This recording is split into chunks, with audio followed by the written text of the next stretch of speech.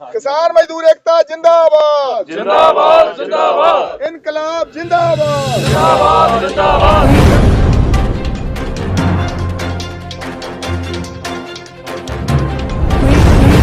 पंजाब सरकार मुर्दाबाद पंजाब सरकार मुर्दाबाद देखो ਝੋਨਾ ਨਿਸਰ ਰਿਹਾ ਆ ਤੇ ਦਾਣੇ ਕਾਲੇ ਆ ਤੇ ਇਹਦਾ ਕੱਦ ਮਧਰਾ ਰਹਿ ਗਿਆ। ਦੇਖੋ ਇੱਕ ਗਿੱਠ ਦਾ ਵੀ ਨਹੀਂ ਝੋਨਾ ਹੋਇਆ, ਇਹਦਾ ਵਿਕਾਸ ਹੀ ਨਹੀਂ ਹੋਇਆ।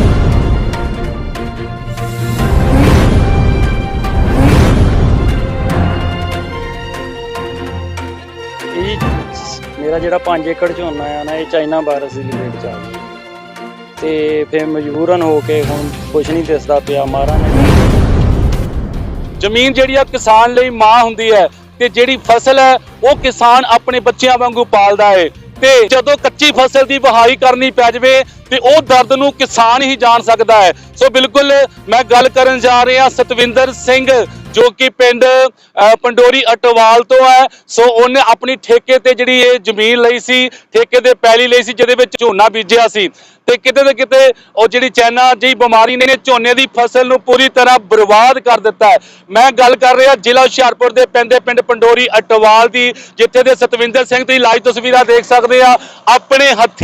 ਆਪਣੇ ਹੱਥੀ ਬੱਚਿਆਂ ਵਾਂਗੂ ਪਾਲੀ ਫਸਲ ਤੇ ਸੋ ਕੱਚੀ ਫਸਲ ਦੀ ਵਹਾਈ ਕਰ ਰਹੇ ਨੇ। ਸੋ ਸਤਵਿੰਦਰ ਸਿੰਘ ਦਾ ਇਹ ਕਹਿਣਾ ਹੈ ਕਿ ਫਸਲ ਪੱਕਣ ਦਾ ਟਾਈਮ ਹੋ ਚੁੱਕਿਆ ਹੈ ਤੇ ਪਰ ਫਸਲ ਦੀ ਜਿਹੜੀ ਉਚਾਈ ਆ ਇੱਕ ਗਿੱਠ ਦੀ ਆ। ਤੁਸੀਂ ਬਿਲਕੁਲ ਲਾਈਵ ਤਸਵੀਰਾਂ ਦੇਖ ਸਕਦੇ ਆ ਔਰ ਜਿਹਦੀ ਲੰਬਾਈ ਵੀ ਜ਼ਿਆਦਾ ਹੈ, ਉਹਦੇ ਜਿਹੜੇ ਦਾਣੇ ਨੇ ਉਹ ਬਿਲਕੁਲ ਕਾਲੇ ਪਏ ਹੋਏ ਨੇ। ਤੁਸੀਂ ਵੇਖ ਸਕਦੇ, ਮੈਂ ਕੈਮਰਾਮੈਨ ਨੂੰ ਕਹਾਂਗਾ ਸੇ ਲਾਈਵ ਤਸਵੀਰਾਂ ਜਿਹੜੀਆਂ ਦਿਖਾਈਆਂ ਜਾਣ। ਸੋ ਬਿਲਕੁਲ ਤੁਸੀਂ ਵੇਖ ਸਕਦੇ ਆ ਜੀ ਪਿੰਡ ਪੰਡੋਰੀ ਅਟਵਾਲ ਦਾ ਸਤਵਿੰਦਰ ਸਿੰਘ ਜੋ ਕਿ ਕਿਸਾਨ ਹੈ। ਮੈਂ ਕਹਾਂਗਾ ਇੱਕ ਵਾਰੀ ਫਿਰ ਉਧਰ ਕੈਮਰਾ ਮਾਰਿਆ ਜਾਵੇ, ਜੋ ਕਿ ਆਪਣੇ ਹੱਥੀ ਆਪਣੀ ਹੀ ਫਸਲ ਤੇ ਵਹਾਈ ਕਰ ਰਿਹਾ ਹੈ। ਪਹਿਲਾਂ ਕਣਕ ਦੀ ਮਾਰ ਪਈ, ਹੁਣ ਝੋਨੇ ਦੀ ਮਾਰ ਪਈ, ਨਾਲ ਹੀ ਹੁਣ ਗੰਨੇ ਨੂੰ ਟੌਪ ਬੋਰਡਰ ਪੈ ਗਈ।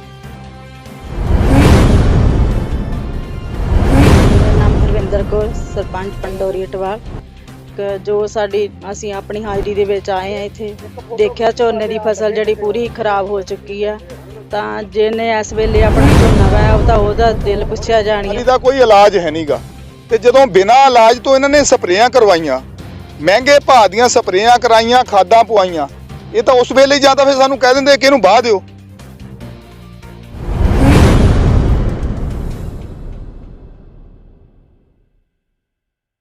ਕਾਰਨ ਜਿਹੜੀਆਂ ਬਿਮਾਰੀਆਂ ਪੈ ਗਈਆਂ ਝੋਨੇ ਨੂੰ, ਆ ਦੇਖੋ ਝੋਨਾ ਨਿਸਰ ਰਿਹਾ ਆ ਤੇ ਦਾਣੇ ਕਾਲੇ ਆ ਤੇ ਇਹਦਾ ਕੱਦ ਮਧਰਾ ਰਹਿ ਗਿਆ। ਦੇਖੋ ਇੱਕ ਗਿੱਠ ਦਾ ਵੀ ਨਹੀਂ ਝੋਨਾ ਹੋਇਆ, ਇਹਦਾ ਵਿਕਾਸ ਹੀ ਨਹੀਂ ਹੋਇਆ ਝੋਨੇ ਦਾ। ਸੋ ਇਹ ਬਿਮਾਰੀ ਤਾਂ ਜਦੋਂ ਸਟਾਰਟਿੰਗ ਦੇ ਵਿੱਚ ਝੋਨਾ ਲਾਇਆ ਸੀ, ਅਸੀਂ ਖੇਤੀ ਮਾਹਰਾਂ ਨੂੰ ਸਾਡੇ ਕਿਸਾਨਾਂ ਨੇ ਪਹਿਲਾਂ ਦੱਸ ਦਿੱਤਾ ਸੀ ਕਿ ਬਿਮਾਰੀ ਆ ਗਈ। ਉਹਨਾਂ ਤੋਂ ਕੋਈ ਰੋਕਥਾਮ ਹੀ ਨਹੀਂ ਹੋਈ। ਉਹਨਾਂ ਨੇ ਆਪਣੇ ਤਜਰਬੇ ਦੇ ਅਨੁਸਾਰ ਉਹਨਾਂ ਨੇ ਸਾਨੂੰ 3-3 4-4 ਸਪਰੇਆਂ ਕਰਵਾਤੀਆਂ ਝੋਨੇ ਤੇ ਕਿਸਾਨਾਂ ਤੋਂ, ਪਰ ਉਹ ਬੇਅਸਰ ਰਹੀਆਂ, ਕੋਈ ਉਹਦਾ ਅਸਰ ਜਿਹੜਾ ਨਹੀਂ ਹੋਇਆ।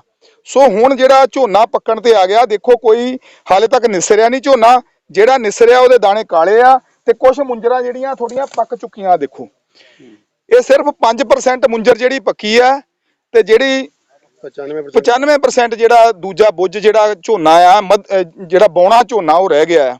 ਸੋ ਹੁਣ ਇਹ ਪਿੰਡ ਦੇ ਸਰਪੰਚ ਸਾਹਿਬ ਵੀ ਖੜੇ ਆ, ਸਤਵਿੰਦਰ ਸਿੰਘ ਜਿਨ੍ਹਾਂ ਦੀ ਫਸਲ ਆ ਉਹ ਵੀ ਖੜੇ ਆ।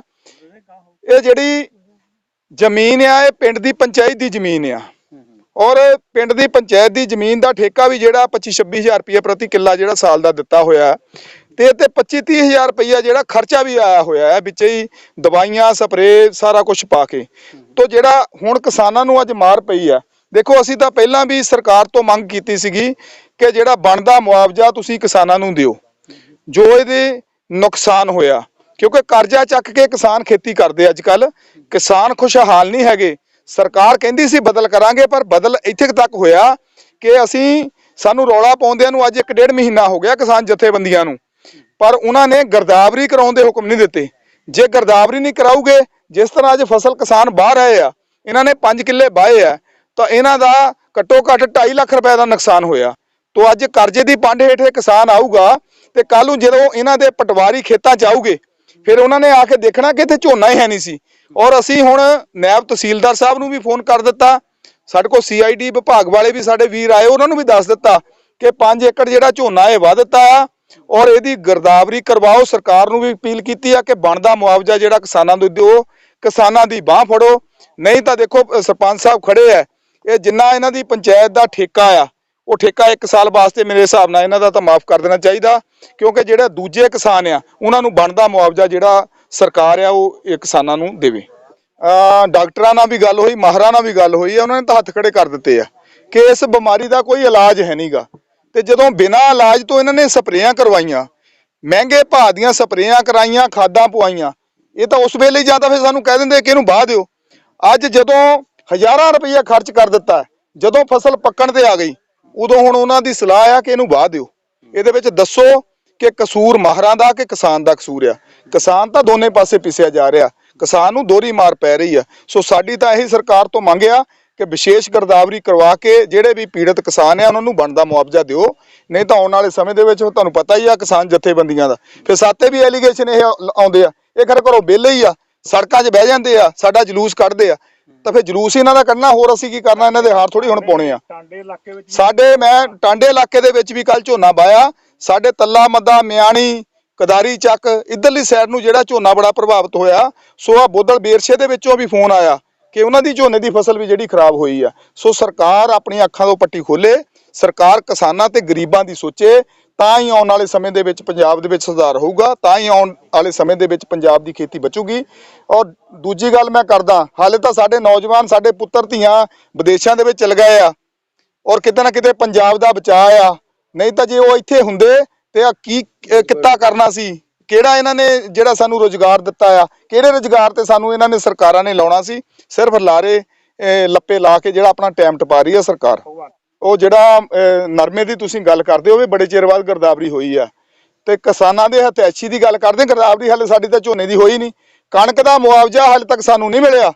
ਕਣਕ ਦੀ ਨਵੀਂ ਝੋਨੇ ਦੀ ਫਸਲ ਆ ਗਈ, ਪਹਿਲਾਂ ਕਣਕ ਦੀ ਮਾਰ ਪਈ, ਹੁਣ ਝੋਨੇ ਦੀ ਮਾਰ ਪਈ, ਨਾਲ ਹੀ ਹੁਣ ਗੰਨੇ ਨੂੰ ਟੌਪ ਬੋਰਡਰ ਪੈ ਗਈ।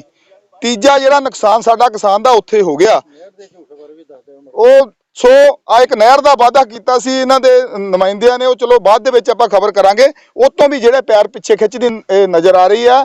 ਦੂਜੀ ਗੱਲ ਫਗਵਾੜਾ ਮਿਲਦੀ ਹੈ, 24 ਕਰੋੜ ਰੁਪਈਆ ਕਹਿੰਦੇ ਸੀ ਕਿ 10 ਤਰੀਕ ਤੱਕ ਜਿਹੜੀ ਆ ਲੰਘੀ ਆ ਉਹ ਤੱਕ ਪਾ ਦਿਆਂਗੇ ਅਸੀਂ ਕਿਸਾਨਾਂ ਦੇ ਖਾਤਿਆਂ 'ਚ। ਹਾਲੇ ਤੱਕ ਉਹ 24 ਕਰੋੜ ਵੀ ਨਹੀਂ ਪਾਇਆ, ਜਿਹੜੀ ਹਰਿਆਣੇ ਦੇ ਵਿੱਚ ਜ਼ਮੀਨ ਵੇਚੀ ਹੈ।